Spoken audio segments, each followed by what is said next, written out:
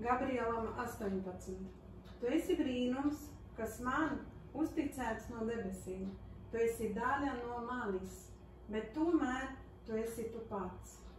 Gudrs, stiprs, neatkārtojams.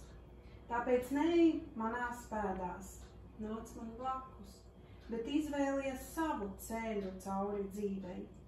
Ej tālāk, nekā es jebkad esmu gājusi, ej tālāk, nekā jebkad es esmu sapņojusi iet. Es tevi mīlu un sargāju savās domās šodien un vienmēr. Mīlu, tava mamma.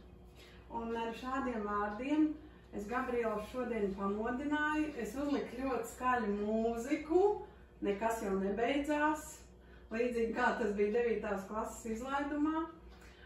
Un Gabriels nesaprata, kas notiek, bet tā mūzika bija uz skaļām tumbām, jo viņš gulēja un es nevarēju sagaidīt, kad viņš piecelsies. Un jā, ar šiem vārdiem es tev gribu sveikt un jā, nu tas nu ir noticis. Jā. Es nezinu, aplaudēt vai to. Tas arī bija neaplaudēt. Otra daļa vēstulīte ir personīga.